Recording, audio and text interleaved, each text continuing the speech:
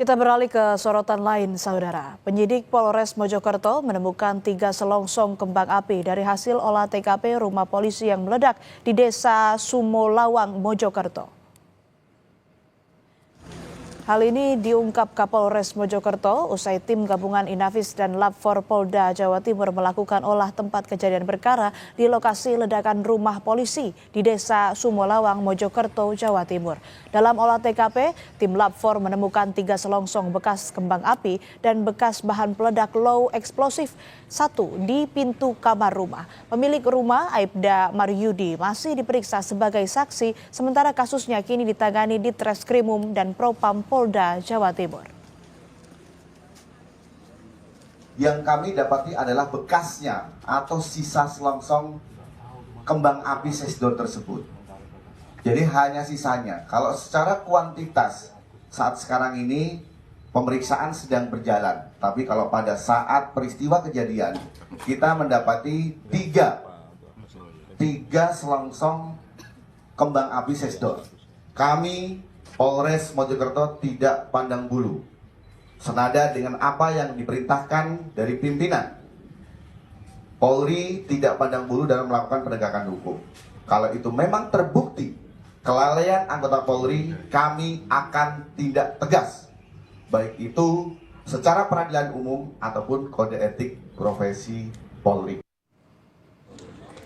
Selain 3 selongsong bekas kembang api yang telah terbakar, hasil sementara olah TKP yang dilakukan di rumah Aibda Maryudi juga ditemukan bekas bahan peledak low eksplosif di pintu kamar rumah. Penyidik pun tengah memeriksa Aibda Maryudi terkait temuan kembang api tersebut.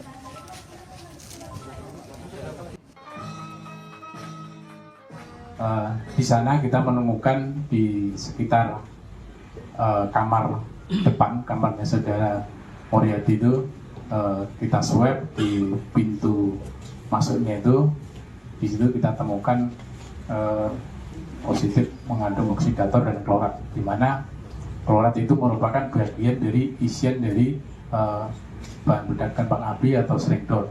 Jadi kenapa itu sangat rentan, karena jenis klorat itu termasuk bahan peledak jenis low explosive.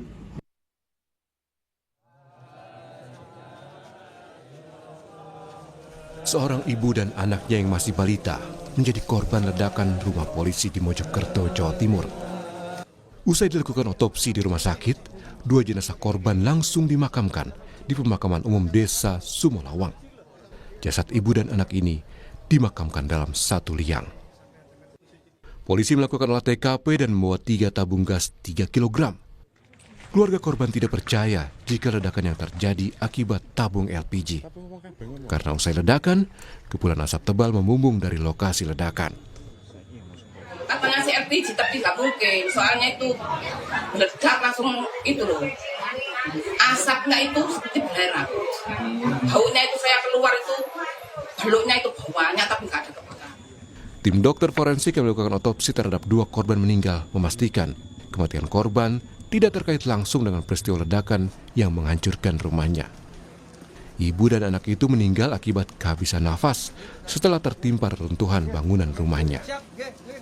Sang anak meninggal di lokasi kejadian dengan luka di bagian kepala dan beberapa anggota tubuh lainnya. Sementara sang ibu meninggal dalam perjalanan ke rumah sakit. Jenazah yang pertama atas nama anak MAK, usia 2 tahun. Pada tubuh korban kami temukan beberapa luka lecet pada wajah, anggota gerak atas, pinggang dan anggota gerak bawah. Kemudian pada jenazah yang kedua, jenazah atas nama Nyonya LS, usia 40 tahun, kami temukan juga luka lecet pada wajah, lengan dan kaki. Kami temukan tanda-tanda asfiksia merupakan tanda kondisi mati lemas, kekurangan oksigen pada kedua jenazah tersebut. Ledakan dahsyat yang terjadi di rumah anggota polisi Senin pagi menyebabkan 2 korban ibu dan anak meninggal dunia. 4 rumah mengalami kerusakan parah dan 3 lainnya rusak ringan. Tim Liputan Kompas TV.